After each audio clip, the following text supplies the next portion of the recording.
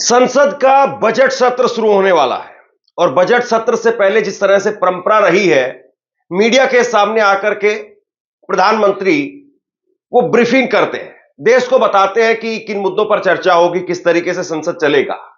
लेकिन यहां पर नरेंद्र मोदी ने जिस प्रकार की हंसी हंसने का काम किया और जैसे वो कह रहे थे कि इस बार विदेशी चिंगारी नहीं है, क्या वाकई ये सही है?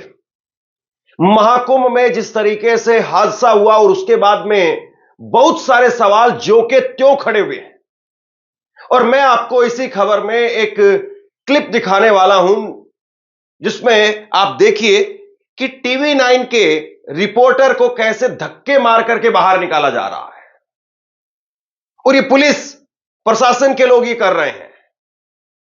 क्या छिपाने की वहां पर कोशिश की जा रही है? दरअसल अब संसद में जब बजट सत्र की कल से शुरुआत होगी तो जाहिर सी बात है महाकुंभ पर भी विपक्ष सरकार को घेरेगा। लेकिन उससे पहले नरेंद्र मोदी जिस तरीके से आकर के यहां पर हंसी हंसने का काम कर रहे हैं, प्रियंका गांधी का भी इस पर पलटवार आया है।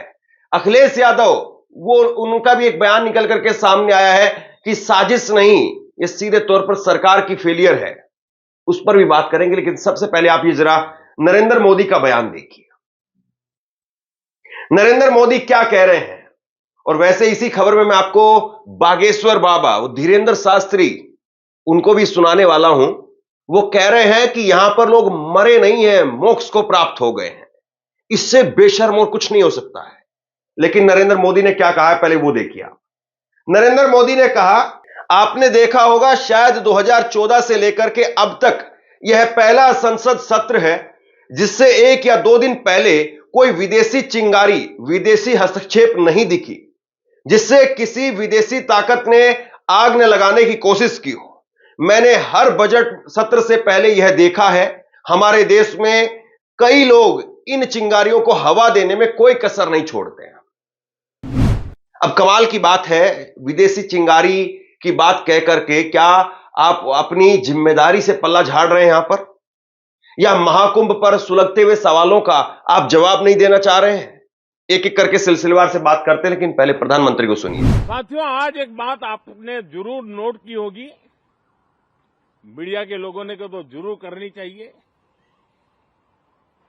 शायद 2014 से लेकर अब तक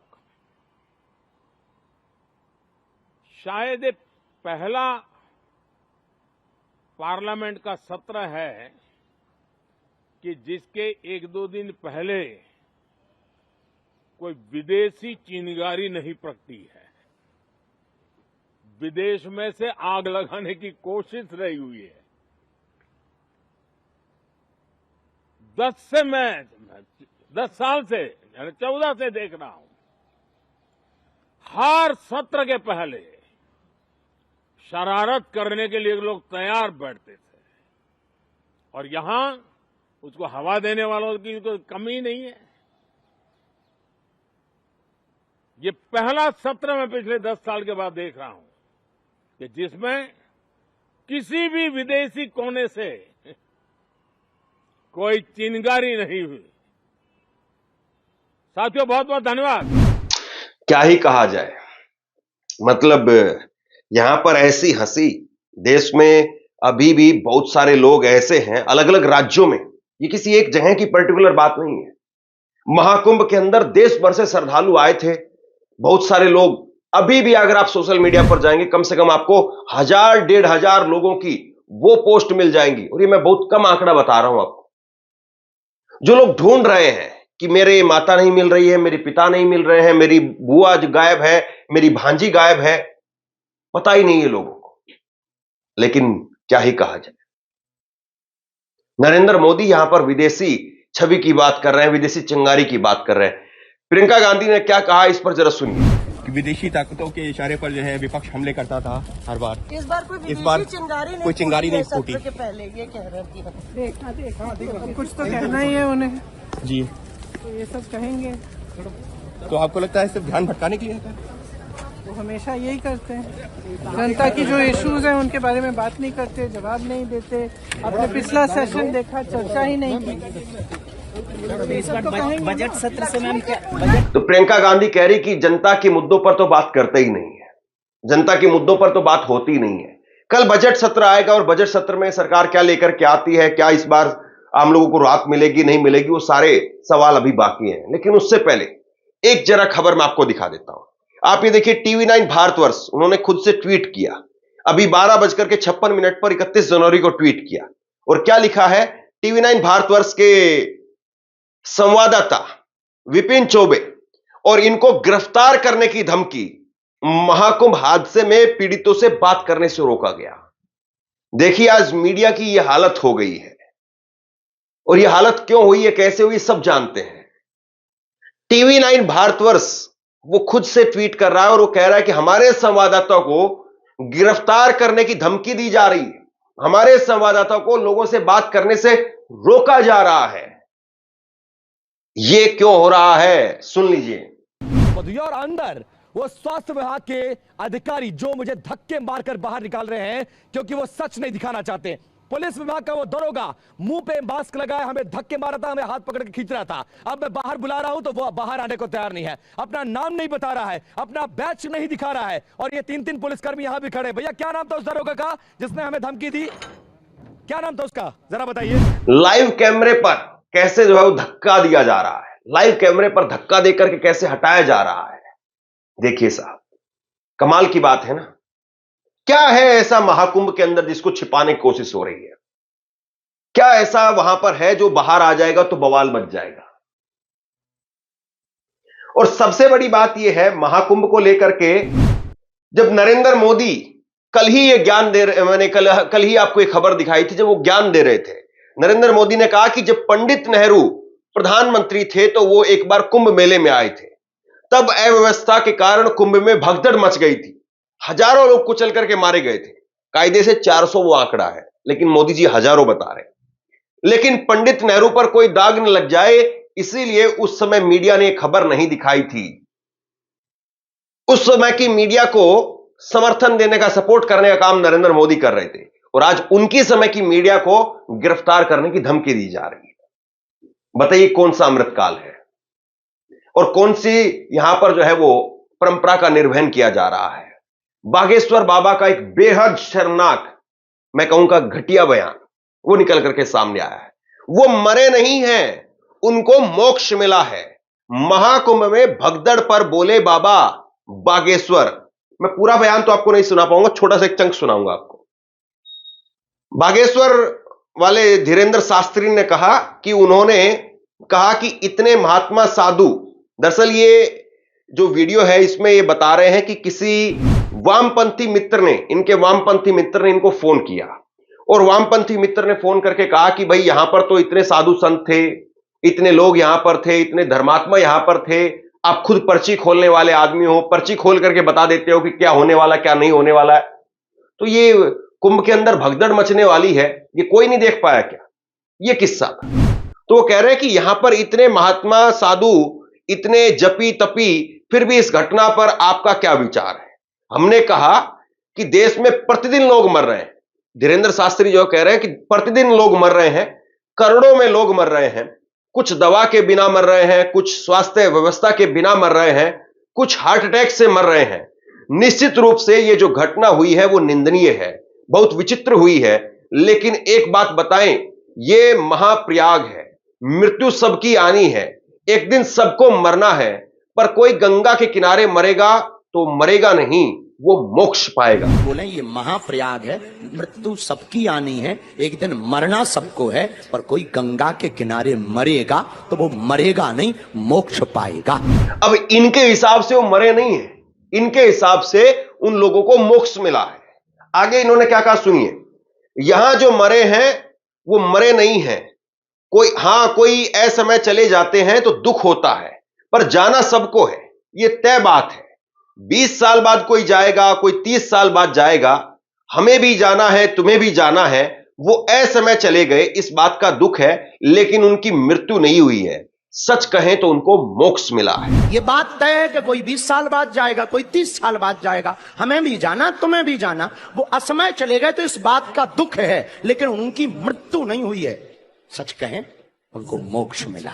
आप बताइए कि किसी का अपना जो वहां पर उस महाकुंभ में चला गया है, वो धीरेंद्र शास्त्री के इस बेतुके बयान को देखेगा तो उसके सीने में कितना दर्द होगा, उसको कितना दर्द महसूस होगा, कितनी पीड़ा होगी उसको। किसी की मां चली गई है, किसी का बाप चला गया है, किसी का बेटा चला गया है, किसी की बेटी चली गई है, किसी की पत्नी, किसी की बहन। सोचिए उसको क्या महसूस होता होगा कि वो मरा नहीं है, उसको तो मोक्ष मिल गया है। अरे वहां पर मरने के लिए नहीं गए थे लोग,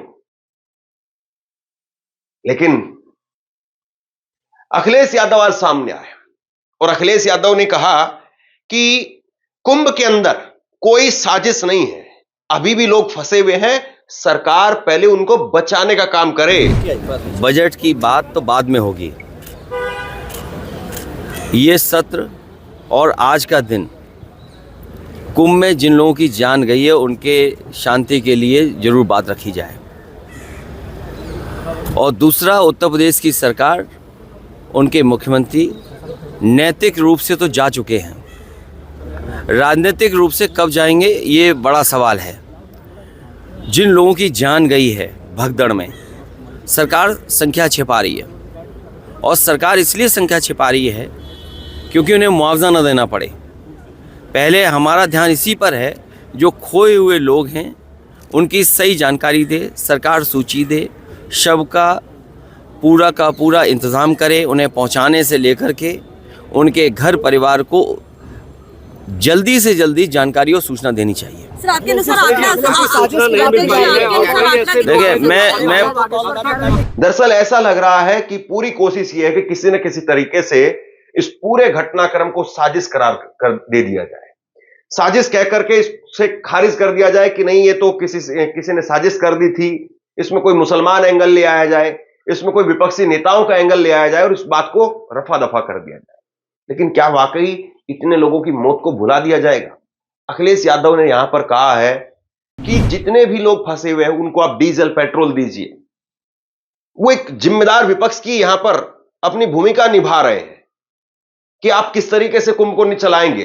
2013 का कुंभ हो रहा था, उस वक्त में आजम खान थे कुंभ के प्रभारी मंत्री, और रेलवे स्टेशन पर एक भगदड़ मच गई थी जिसमें लोग मारे गए थे। और वो भगदड़ इसलिए मची थी क्योंकि अचानक से जो है वो एक अनाउंसमेंट होती है कि रेल अब जो है वो इस प्लेटफॉर्म पर नहीं आकर के दूसरे प्लेटफॉर्म पर आएगी, जो ट्रेन है वो प्लेटफॉर्म नंबर इतने पर नहीं बल्कि इतने पर आएगी। तो जो लोग इस प्लेटफॉर्म पर इंतजार कर रहे थे वो अचानक से उधर जाने लगे। जाहिर सी बात है, लोग सोचते हैं कि एक बार अंदर घुस जाए, सीट मिल जाए, क्योंकि बाद में घुसा भी नहीं जाएगा, इतनी भारी भीड़ होती। और उसके बाद में आजम खान को इस्तीफा देना पड़ा था। लेकिन अब बताइए सरकारें क्या कर रही है? इसीलिए अखिलेश यादव ने कहा कि ये झूठे हैं, साधु संत बोल रहे हैं कि झूठ बोल रहे हैं।